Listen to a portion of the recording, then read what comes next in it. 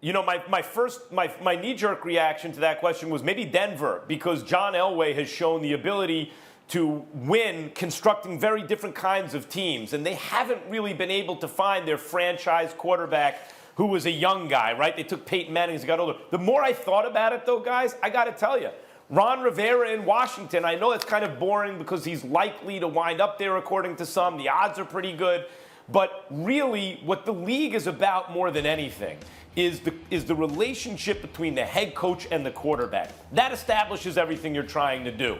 And so if you have a guy there who's brought in Washington to change the culture, to show them the way a football team is run, if you have a quarterback like Dwayne Haskins who still has some learning to do, and I know he's a very different kind of quarterback than Cam Newton, but Ron Rivera and Cam Newton almost got all the way there. Like, when you look at what success means in the NFL, they got to a Super Bowl. They had a chance to win late in the game.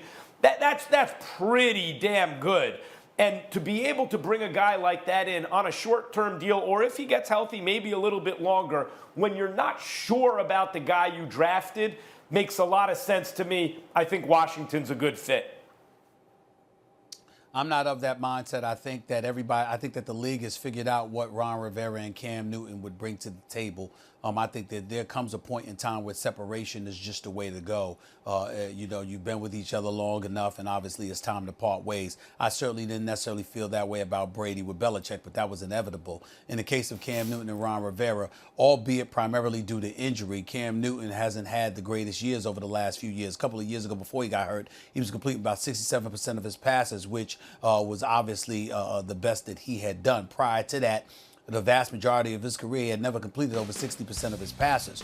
However, I think that when you look at the Los Angeles Chargers, that's where I come into play with supporting Cam Newton going someplace else as a starter. And I'm going to tell you why. Because even though you don't want him running the football too much, Phillip Rivers was so immobile. He was such a stationary target that I think it would be a breath of fresh air for fans of the Chargers to see a quarterback that could actually move.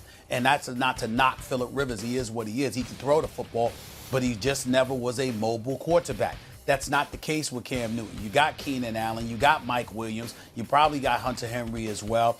You got to find a way to replace Melvin Gordon. But in the end, you've got a requisite number of weapons in the offense in Los Angeles with the Chargers, coached by Anthony Lynn, that if you have a guy that's vibing with Cam Newton, while at the same time allowing Cam Newton to run with the football, not exactly calling running plays for him the way that they did in Carolina, but just allowing him the freedom to say, hey, listen, we don't mind you moving, using your legs to move the chains from time to time as you see fit.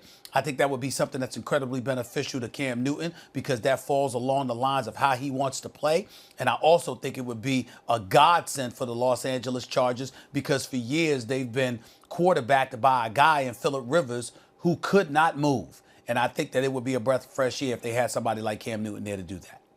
It would also be a reason to go watch the Chargers, who've had a hard time establishing a really loyal fan base. They were for so many years in San Diego, which is an itinerant nothing's going to help that for them. A transient kind of place. But I don't know, Cam Newton with all those weapons. But Stephen A. and I know Anthony Lynn's different. He's an established head coach. Where he is level-wise could be argued, but he's not like an unknown quantity. But the Browns last year, and this is a point you made, and I understand the coaching was really an unknown, and it turned out to be, when we knew it, not very good.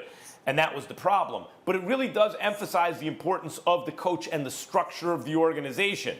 So when we look at teams with the shiny objects, especially if they've acquired them at free agency or they've managed to amass these skills positions that look really sexy, even if the line play isn't great, we always imagine, boy, you kind of parachute a quarterback in there and you have this dynamic offense. But what we've actually learned is more important than the name brands, and I'm not, of course, you need a playmaker on the outside, you need a tight end. I know the Patriots didn't have that last year.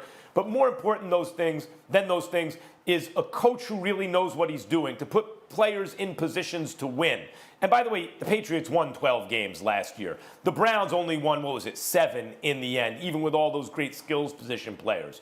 So yes, it would be a lot of fun with the Chargers. I'd sign up for that, no doubt. But when I'm thinking about the right fit for Cam, I'm looking at the coach-quarterback relationship. he had a good thing going with Ron Rivera. Like, let's not forget when he got hurt, Stephen A. He may have been having his best year to date, at least as a passer, and they were good. They were rolling. Then he got hurt, and it all came undone.